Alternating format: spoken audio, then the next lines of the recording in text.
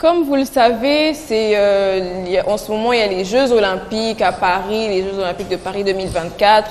Chaque pays participant à ces Jeux ont envoyé une délégation avec un uniforme ou des tenues adaptées et tout ça. Et les Ivoiriens, en tout cas, ne sont pas contents de la tenue que leur délégation a portée. On regarde ça tout de suite. J'ai sélectionné cette vidéo, mais sinon, il y en avait énormément. Vous là qui vous habillez, la personne à vous boycotte. Parce que c'est pas possible d'habiller une équipe olympique on dirait sortir d'une promotion à l'INFAS ou bien au CAFOP. Parce que je ne comprends pas. C'est campagne. C'est campagne. C'est funérailles. Ou bien c'est pas une association des femmes du quartier. Je sais pas en fait. Les jolis pannes. Vous n'avez pas pu vu Uniwax, vous donnez panne. Vous ou bien ça c'est Uniwax. Uniwax c'est vous qui avez donné, je suis déçu. Je suis déçu, regardez les modèles. On dirait la modèle que les servantes pour aller faire pas qui nous là. Quand vendredi ça arrive, à la gare du TB, les filles baoulées qui sont arrêtées là, c'est la même façon elles sont habillées. C'est comme ça elles sont habillées. C'est quoi ça? Hein? Regardez la cérémonie qu'on nous a fait. Vous étiez hier sur le bateau, hier. Pantalon, chemise, carré comme ça, et basket en bas. Vous auriez pu faire mieux? Vous auriez pu faire mieux? Hein? Je n'aime pas. Je n'ai pas aimé. Façon d'habiller les gens comme ça. Des jolies dames comme ça, des jolis messieurs comme ça, regardez comment on les habille. On devrait faire de Noël à la maternelle. Cette vidéo m'a rappelé la CAN quand on a vu les uniformes que nos joueurs avaient portés sur les réseaux. Les gens étaient très en colère. Ils étaient là, oh, ça c'est pas des matanga ou quoi? C'est quoi ça? C'est quoi ce modèle? C'est quoi ce motif? Et tout. Et là, c'est la même réaction partout sur Internet. Les gens étaient là, mais c'est quoi ce modèle? C'est quoi ce pagne? Est-ce que vous trouvez que ce pagne ou bien ces modèles sont si moches que ça? Nous avons un problème. Je pensais que le problème n'était qu'ici, au fait, en RDC. Non. Mais là, je me rends compte que c'est un problème africain. Oui. Le problème, c'est que nous n'avons pas de repères. On n'a pas de repères. Moi, je suis d'ailleurs très content de voir les Ivoiriens comme ça. Oui. Très content en tout cas. Ils représentent leurs couleurs, ils sont en blanc, c'est la culture africaine. Bien sûr. D'ailleurs, ça, il faut valoriser d'ailleurs la culture. Pour moi. Oui.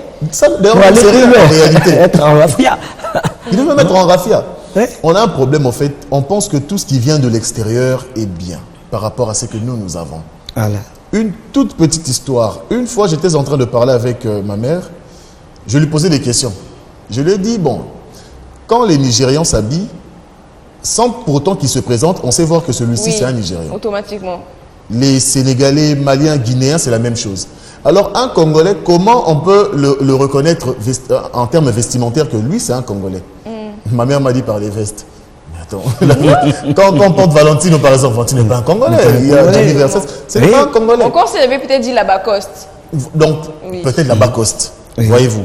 Donc, c'est-à-dire que on n'a pas des choses propres à nous.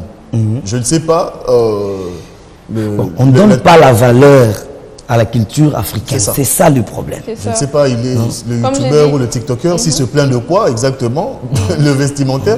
Je ne sais pas qu'est-ce qu'il y a de mal dans ça. C'est pas une funérailles ou bien ça c'est pas une association? C'est quoi ce pagne? Non.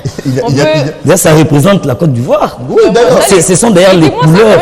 Ce sont les couleurs des c'est ça, orange, blanc, vert. D'ailleurs, c'est beau à voir. On peut avoir les commentaires que j'ai sélectionnés de la vidéo parce que il y avait des gens vraiment qui disaient certaines choses. Non, en tout cas. Le premier commentaire est là. Et la personne dit, et puis ils ont même les mêmes chaussures. Mais c'est quand même un uniforme. C'est un uniforme, donc je comprends pas trop le mal dans ça. C'est un uniforme, c'est les mêmes chaussures, donc c'est logique. C'est quand même logique. On passe à l'autre commentaire. On dirait l'uniforme du matin. Mais qu'est-ce que le pan vous a fait? Moi, je le trouve mais ça, c'est pas un Congolais qui a commenté. On dirait. Parce que c'est en lingala. On dirait l'uniforme de pan du matin. Ça, apparemment, même en Côte d'Ivoire, on parle de lingala. En fait, nous, actuellement. Aujourd'hui, l'influence de lingala, c'est certains de leurs termes aussi. Ils ont certains de nos termes. En tout cas, c'est vraiment le mélange. Et le troisième et dernier commentaire. Est-ce qu'on peut recadrer ça, s'il vous plaît, parce que je n'ai pas l'impression que les gens voient correctement. Le motif vert, là, on dirait gombo. Gombo, c'est dongo, dongo, hein, pour ceux qui ne comprennent pas. Mais ça ressemble quand même à la sauce, leurs uniformes, là aussi, le mélange du orange, vert, là, ça ressemble à la sauce dongo, dongo, vraiment.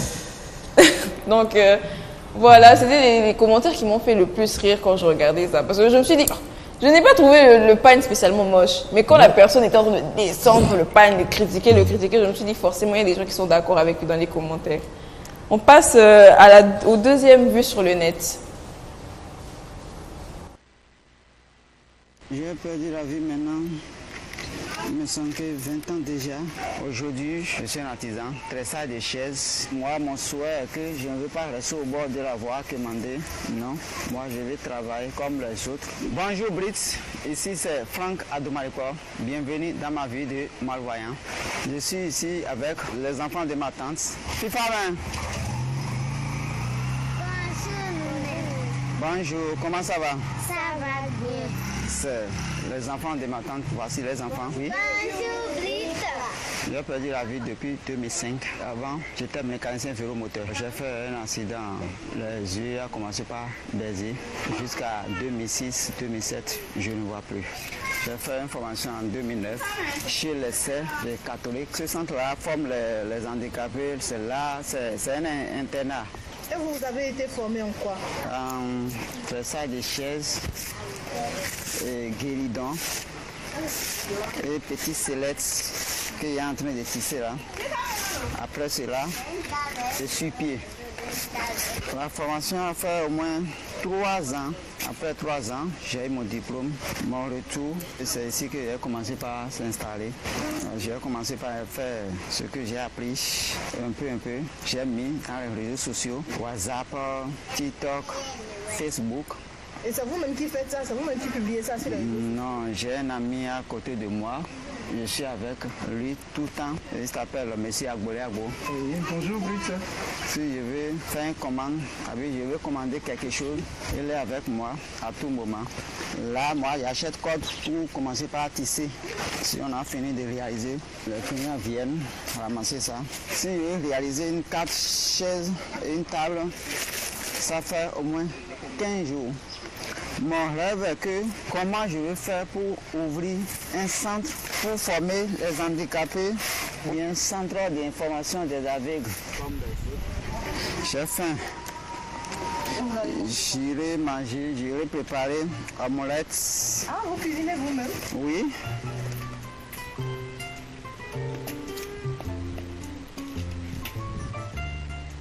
Comment vous arrivez à couper l'oignon, la tomate et tout ça sans vous blesser? Vous avez appris ça? Oui. 2004, 2005, j'ai fait un peu de cuisine au Nigeria. C'est là que j'ai appris comment on coupe des tomates, comment on coupe des oignons. Donc vous êtes en fait chef cuisinier également? Oui, oui. Il y a omelette simple, il y a omelette de lait. On mélange avec les poudres. Oui. Et je prépare la pâte aussi avec la sauce du gombo. Je viens, hein? Regarde. Oui,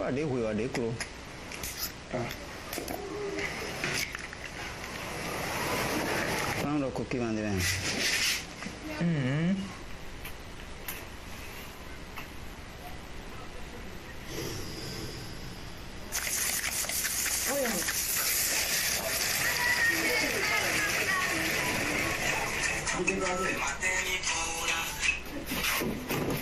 Quatre chaises avec une table. Délai de 3 semaines. 3 semaines. Oui, c'est comme ça que je trouve des commandes. Il a vu mon publicité sur les réseaux sociaux. Je suis un homme principe. Oui. Si tu fais ton commande, si je donne délai rapidement, je respecte le délai aussi. Donc c'est comme ça et tout. Super. Donc on va manger maintenant. Oui, on va manger maintenant. Attends, je viens. On peut se dire que l'handicap n'est vraiment pas quelque chose qui va mettre fin à notre vie ou mettre fin à un système pour chercher l'argent. Qu'est-ce que cette vidéo vraiment a éveillé? Parce que quand vous étiez en train de la regarder, chanter les commentaires, chanter comment vous étiez en train d'être étonné par ce très cher monsieur qui a commencé son art après avoir perdu la vue? Vraiment. Moi, personnellement, je suis étonné. Vous savez, aujourd'hui, on rencontre des aveugles en route avec des enfants en train de demander et tout. Et là, quand je vois un aveugle en train de créer, de se créer, parce qu'il est en train de se créer. Oui. Hein, donc, il nourrit sa famille avec ça. Et il s'est donné un métier, bien qu'étant aveugle, avec un handicap, mais il ne s'est pas laissé faire ou encore être frustré dans ça. Non, il s'est dit que non, je suis humain, j'ai la vie, je peux faire mieux. Vous voyez? Donc, il est en train de fabriquer des chaises et il est allé plus loin, en train de préparer même. De cuisiner lui-même. Et d'autres personnes pourront dire que non, c'est un farceur, peut-être qu'il voit, parce que c'est pas facile. Prier les épices et tout, faire ça, en tout cas, c'est quelqu'un de louable. Il doit être un modèle. Il doit être un modèle en tout cas, parce que concernant tout ce que nous avons toujours vu là, surtout dans notre ville de Kinshasa ici, vous passez, vous trouvez quelqu'un, oui, vous pouvez bien l'aider, mais sans ambition, sans projet, bien que... Vous le verrez aujourd'hui, vous le verrez demain, vous le verrez demain, le mois prochain, l'année prochaine. Il demande pour manger seulement ce jour-là. Ces jours-là. C'est ça. Et demain pour revenir encore pour demander. Or, ce sont des personnes pareilles qu'il faut soutenir, voire même le gouvernement doit soutenir des personnes pareilles. Parce que il se donne quand même, il se fait une valeur dans la société. Il se donne une valeur dans la société. On ne croirait même pas que c'est un aveugle qui faisait tout ça. Il fait ça mieux même que les gens qui sont voyants. Oui. Et ce qui m'étonne encore, pour faire ça, il faut prendre des mesures. Et comment il le fait? En tout cas, non, il est génial, ce monsieur. Il a décidé de ne pas, comme il a dit au début de la vidéo, il a décidé de ne pas laisser le fait qu'il ne voit pas le faire quémander dans la rue tous les jours. Je peux avoir ci, je peux avoir ça, je peux avoir ci. Pour un être humain, pas seulement un homme, mais pour un être humain, demander, c'est un peu lourd à un moment donné. Tu demandes aujourd'hui, tu demandes demain et... Ouais, pour certaines personnes, mais il y a d'autres, en tout cas, ça ne leur dit rien. Hein, ils sont là. D'ailleurs, ça devient un métier. Mais moi, je pense ça devient un métier. Je pense que les personnes vivant avec handicap ont vraiment très bien regardé cette image aussi. Oui. Ça va, je pense... Bon, ils ne peuvent pas regarder cette image. Oui. Ou même, si ce sont des aveugles, même un écho, en fait, on leur a dit que nous, on vient de montrer quelque chose ici à la télé de très intéressant. C'est qu'on rencontre en cours de route sur le boulevard, quand même. Bon, je n'ai rien en tout cas contre les personnes vivant avec handicap, mais seulement sur le boulevard de 30 juin. Au milieu du boulevard, vous êtes en train de demander comment vous faites, parce que vous êtes exposé au danger. On peut vous tamponner. Sur le boulevard, les gens roulent très vite. C'est ça. Très vite et ne s'arrêtent pratiquement pas. C'est très difficile même de traverser quand tu es sur l'espace piéton. Lorsque vous venez, il faut donner quelque chose. Bon, ok, quand on vous donne, la personne qui vous donne, la plupart en tout cas, bon, je commence par moi. J'espère que quand je vous donne, c'est pour que vous vous dites quand même, ici vous avez eu 1000 francs. Là-bas, c'était 2000. Vous avez peut-être en fin de journée 10 000 francs.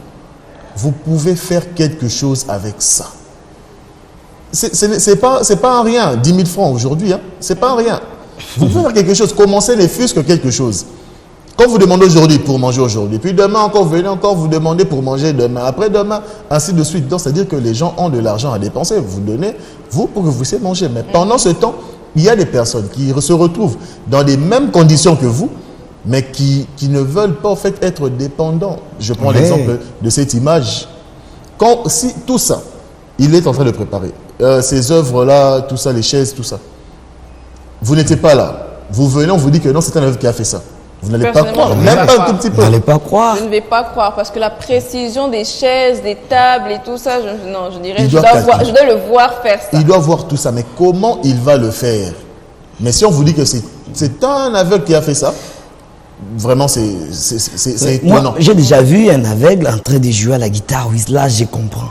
Mais fabriquer une chaise comme ça, en tout cas, c'est... Surtout que ça a besoin de précision et de mesure. Oui, il faut avoir des précisions, il faut prendre des mesures. Dans le monde de la musique, on a connu Ray Charles. Ray Charles qui jouait au piano, d'ailleurs.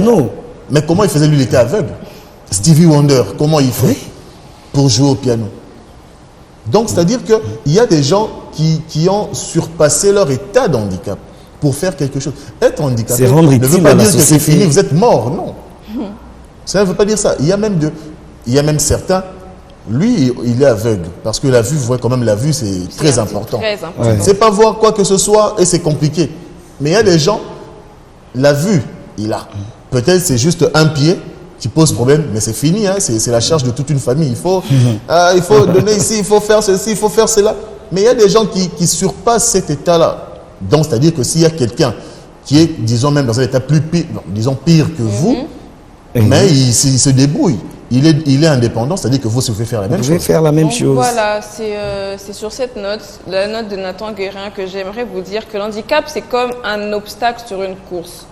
C'est soit tu décides de sauter et d'avancer, soit tu t'arrêtes là et tu perds la course. Tu as peut-être perdu la vue, perdu l'ouïe, parce que ce n'est pas tout le monde qui naît aveugle ou qui naît sourd. Comme lui, il a perdu la vue entre 2007 et 2008. Il a dit que c'était progressif. Il n'a pas laissé cet handicap bloquer sa vie. Parce qu'on sait tous que c'est très compliqué dans les familles africaines d'être pris en charge à 100%. Donc lorsque vous êtes dans ce genre de situation, c'est vrai que vous n'essayez pas de vous battre ou à faire je ne sais pas quoi, vous n'avez pas de jambes, vous commencez à faire je ne sais pas quoi qui ne vous permettra pas d'être fait si vous aviez des jambes normales. Il faut justement ne pas se laisser abattre par ce genre de péripéties.